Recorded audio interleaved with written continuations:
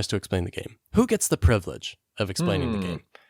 Or who is currently more qualified to explain the game? I have two excellent reasons. One, I don't like explaining games.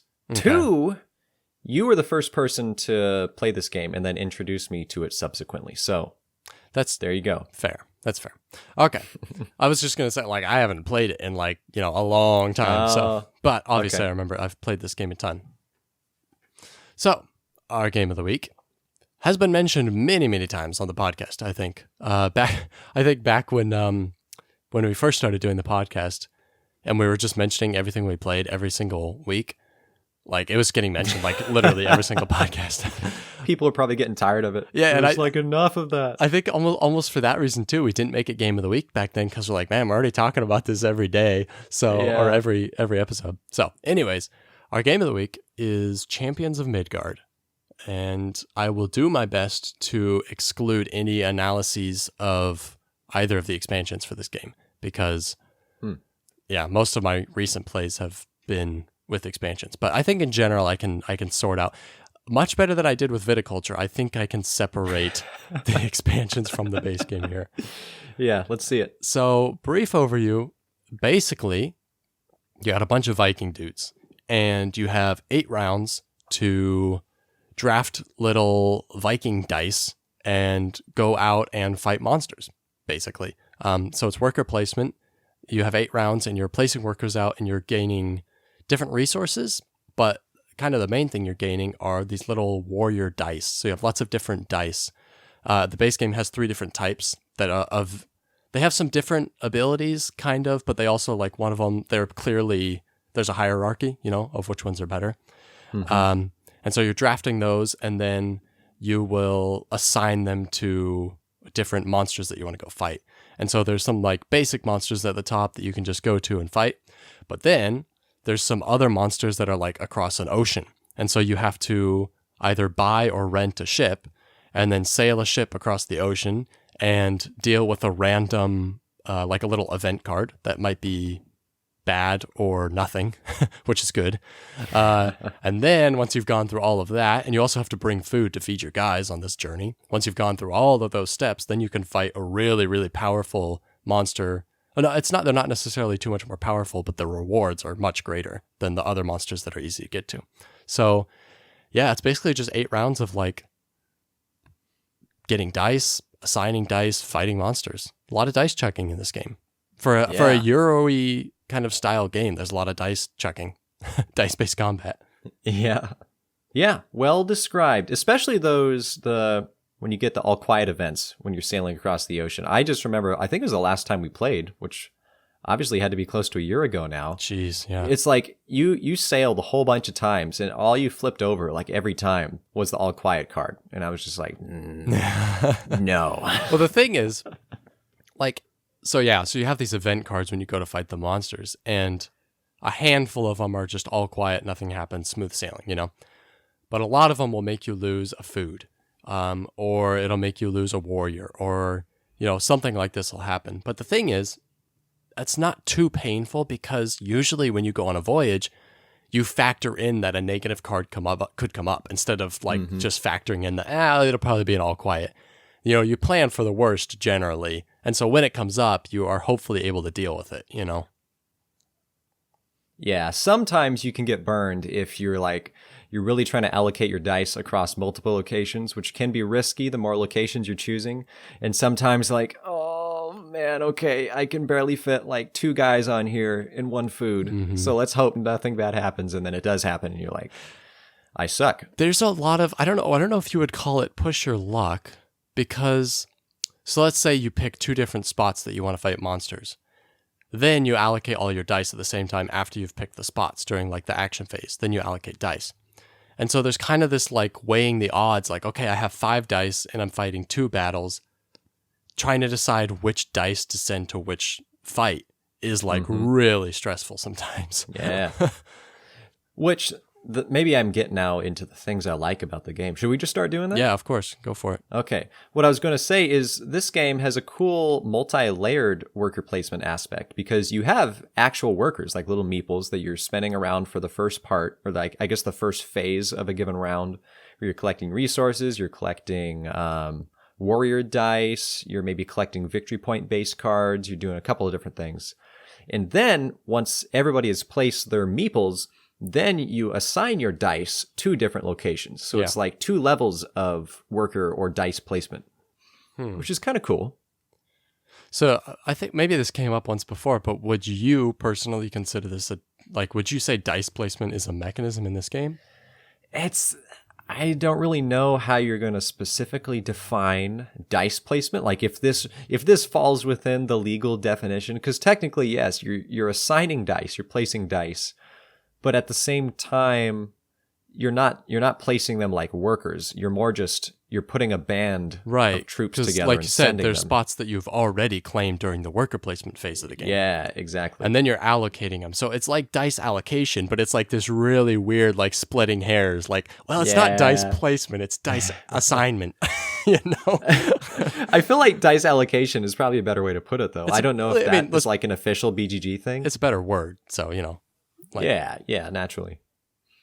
Well, yeah, I like that. I like the rolling system of how there's multiple rounds of combat. You can try to figure out, some of my dice have shields, and when they show a shield, they're going to block a damage that the monster may deal back to us. But if you lose a dice, you actually get to choose which of the dice you're going to discard. It's not like... Yeah, even if it was the one that rolled a shield or whatever, you can choose to get rid of that one. Yeah. Yeah, exactly. They can shield someone else and then take the hit. So that's kind of clever. But also, and combat is simultaneous. So like the monster will say how much health it has and how much damage it deals. Mm-hmm. And then you so like if it deals 3 damage, you can go in knowing like, all right, I have 3 dice. There's a good chance they're all going to die. But as long as I deal enough hits, it doesn't matter because it's simultaneous. So it's like, all my dice are probably going to die, but I just got to deal 1 or 2 hits. So, with what dice I have, listen, it's a noble sacrifice, but they're going to bring the monster down with them.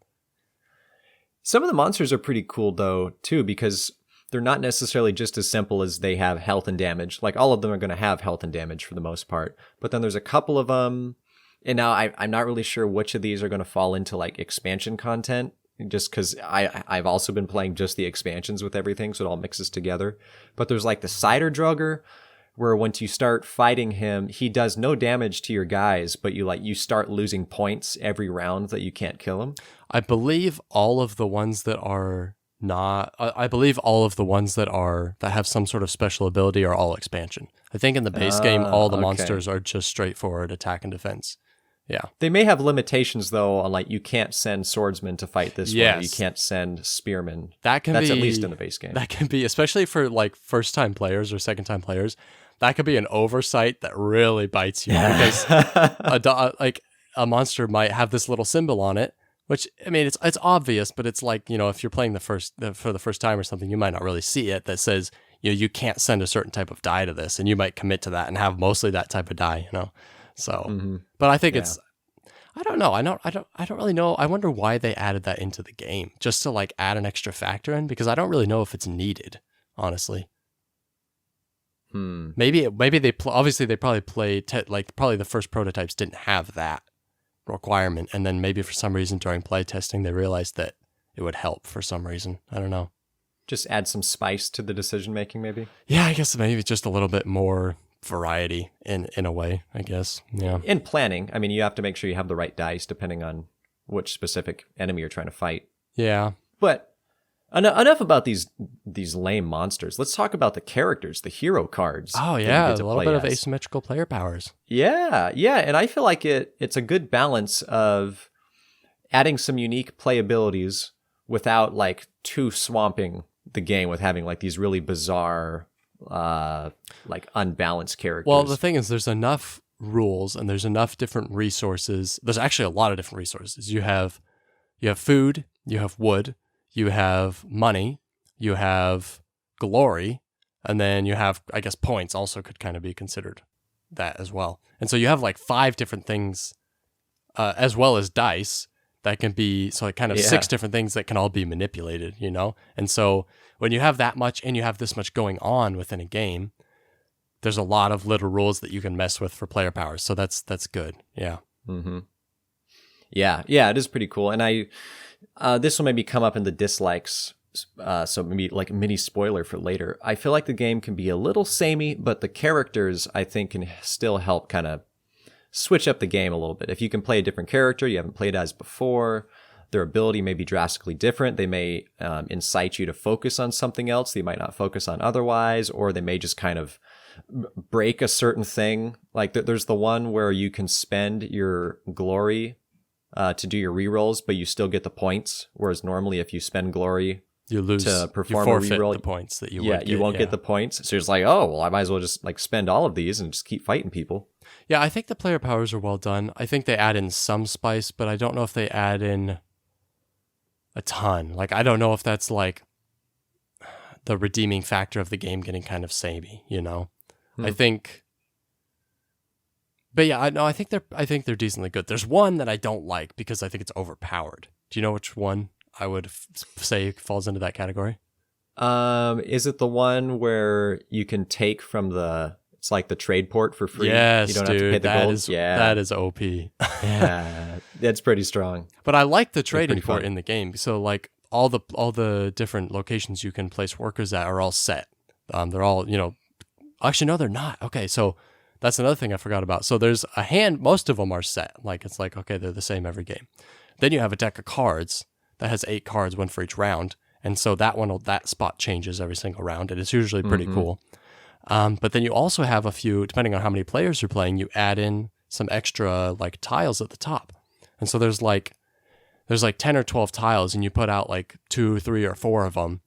And so that is also actually that is actually what helps a lot with kind of mixing the game up, because there's going to be different options for worker spaces every time you play, a different combination of options, while still keeping the core necessary ones. Yeah. And I think the more players you play with, the more of those market stalls you play with each game. So it helps scale the game pretty well. Yeah, it helps scale the game and add variety into the game at the same time. Yeah. You know? Because like, okay, we're playing with 2 players, so we only put 2 out, but we don't know which 2 are going to come out, you know? Uh-huh. So yeah, I think that's a really good way to scale a game, I guess, if you can add variety and scaling at the same time. Yeah.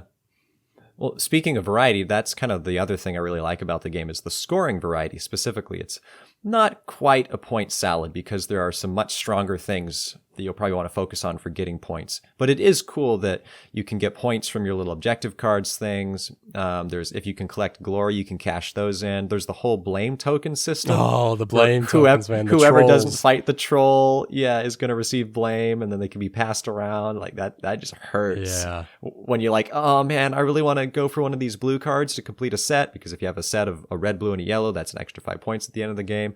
But I have too many blame tokens. Like if I don't fight the troll, I'm going to be netting like another negative 5 points this turn. Yeah.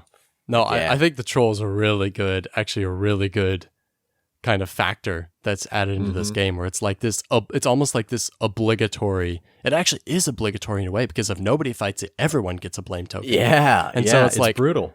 Everybody actually wants to do it because they don't want to get blame tokens, and they want to do it because you can actually, if you kill the troll, you lose a blame token and you give one of your blame tokens to someone else. And so it's really advantageous to attack it. But sometimes there's another monster out that you really want to go to. And that's the thing, is you claim the monsters you're going to fight during the worker placement phase of the game. And so there might be another spot you really want to go to. Maybe like the axe diceman, which are the best dice. Maybe they have accrued 2. And like getting those 2 axe dice is really, really good. But if you don't, if you take those axe dice guys or whatever, probably the other person's going to take the troll or whatever, and now you just forfeited that really good thing to do. So there's a lot of, I like that. That's one thing I like about this. I really enjoy the level of player interaction in this game. You're not fighting. You only fight monsters. You only fight neutral enemies. You're not fighting each other, but you are fighting during the worker placement phase a lot. There's a lot of like trying to guess what the other people are going to do and kind of ranking. Like, okay, I have 3 workers. Here's the things I really want to do this turn. And then kind of ranking them by like how important they are. Like you would in any worker placement game, where everyone's sharing spots. It's like, here's what I want to do. Okay, what is Cody going to want to do? And trying to weigh like, what you should do in what order. I like that. And it works really well in this game. Mm-hmm. Well said. Okay. Negatives. You want to dive into negatives? Not really, but yeah, let's do it. Okay. Negatives are so negative, dude. It's still 2020. All right, I'll start us off. I would say that definitely the first round, maybe the first 2 rounds feel a little too slow for me. And I don't know. I feel like I say this a lot about games. Maybe I just don't like slow starts to games. But I feel like in the first round, you might get a die or 2. Especially if you're playing with 4 people, like you might get 1 or 2 dice, and you might not even fight a monster in the first round, and then you're like, okay, I gotta fight a monster in the second round, but like, I don't know, it feels so tight the first couple of rounds, and then you really start getting some. Unless you get screwed on the dice, you really start getting some momentum, and you're not losing all of your dice all the time, and so they're carrying over, and then things really start to pick up. But I found the first couple rounds to be kind of slow. Does that bother you at all, or do you not even notice that? No, not necessarily. I actually kind of like slow starts to games because to me that means that the turns you take are very important and they're going to have compounding effects later on in the game. So I kind of like that challenge of like, ooh, okay, there's less things to focus on right now, so I really need to decide what is the most important thing. Like, where can I go? What's going to help me the most? Yeah. Yeah, I actually enjoy that a lot. Okay. I don't think I hate it necessarily. But it's something that occasionally with a game kind of annoys me a bit. But of course, dice in general, like sometimes the dice can just really screw you and just make you really angry. Even occasionally, it can be the matter of like who wins and who loses, And so that's kind of like that's where the expansions help. Actually, I'm just gonna say that's where the expansions help. But even without them, like it's still a really fun game. It's just like. Sometimes you can just get really screwed and the other person might win because you rolled poorly and they rolled well on a few different important combats, And that's just how it is because there's a lot of dice rolling in this game. Yeah, you definitely can get burned by the dice. I think it was actually in a previous episode that I told you the story when I was playing. Yeah. And I had like a single worker or a single dice assigned, and it was like one of the best dice where you only had a small chance of like rolling a blank. And I had like 6 or 7 horns. It's probably the biggest fish thing. It was probably maybe like 5 horns. Let's just say that. And you can spend a horn to reroll a dice if you don't get a result you want, but you lose 2 points every time. But it's like I was so committed to getting this one monster, and all I needed was a single hit, and I went through every single horn, and I think I may still not even actually beat the guy. I don't know. That's just unbelievable. But yeah, and that's obviously sucks. Like a very rare case of just like exceptionally bad luck. But for sure, usually at least once in the game, you're going to get screwed pretty bad on a combat, and it makes you pretty angry because you're like, there was nothing I could have done. The dice just, but it is what it is. The only other thing that kind of bothers me about this game is the meeples. Everything. So this game, it's got a nice Viking theme. It's got a lot of cool art. It has a very like strong vibe to the whole game. And then you have these like practically neon like Carcassonne meeples that you're using on the board, and it's a total like aesthetic disconnect for me. It's like, so actually I had this other game that had like these like brown gray like kind of like military green colored meeples, and I substituted all those into my copy of the game because they fit the aesthetic of the game so much better than these like ugly Carcassonne meeples that just like. It's like, how could they not have thought of like, okay, just like even a better color at least, if not like a different shape or something, So that what's funny is you introduced me to the game, and so that was just what I thought Champions of Midgard was those cool looking like relevantly colored meeples, and then when I bought the game for myself, we're like, what are these piece of crap like red, blue, yellow meeples? Like this is not Champions. I'm surprised your first thought wasn't that they were doing what Akrotiri did. So that you could combine and play with 8 people. Like, oh, I must have the second edition of the game. Dude, that's a genius idea. Let's have an 8-player Champions of Midgard tournament. Honestly, I'd be down. 2 boards, 2 sets of expansions. Yeah. We could do it. Like together, we have one die for every other player every round. What? 1 die for what? Yeah, the dice they accumulate every round. But it's only like 1 dice per spot. So it's like there's only 3 dice getting put out every round. But if you're playing with 2 boards, then there would still be 6 dice getting put out. Oh, 2 boards. Yeah. No, I'm saying I'm bringing my copy over. We both have the base game with both expansions. We just play a mega game, man. I don't know where we're going to find people to do this, but You know what we should do is not waste our time doing that and resume working on our list. our list? Oh, like our top Yeah, 5 our games? priority list of games. Oh, Yeah, that we need to play. Priority list. No, not that. I was like, you already want to. I mean, like, I feel like we've left out a couple little things. There's a couple other sets, like stacks of cards that affect the game. You've got your rune cards, which are these little like bonus ability cards, which are actually generally pretty powerful, but they cost you a wood and they cost you like an action to get them. But they're very powerful cards, and they can have some serious, like, you can get a lot of points off them, or like a really like important second chance or whatever occasionally. So I think there's one that like it lets you double the points you get from a monster. it's like an that you extra killed this round. 50%. I think it's an extra Yeah. 50%. Oh, 50%. That's right. So So if if you're killing like a 12 monster, you get like 18 points off Yeah. it, which is like a lot for one turn. Yeah, and all of the cards themselves are worth anywhere from 1 to 3 points, depending on how good the ability. Like, the better the ability, the less points the card itself is worth. So that's cool too. The cards themselves are worth points. But so that's a fun little side thing that almost feels expansion-y, you know? Like, it's definitely not an essential part of the game, but it adds a little more spice in, you know? And then you also have the end game scoring cards that you can get more of whenever you want. So that's an interesting thing in a game. Usually end game scoring cards are like, you know, like Obsession, for example. It's like, all right, there's a set point in the game where you'll get different objective cards and you can get rid of some. Or a lot of other games, it's just like you get at the beginning, or you draw 3, keep 2 at the beginning, or whatever. But this is like, no, here's a spot on the board. You can go to this spot as often as you want and get as many end game scoring cards as you want, you know? But still, it doesn't get used very much because there's so many other really important spots and you only have a few workers, you know? So it's interesting.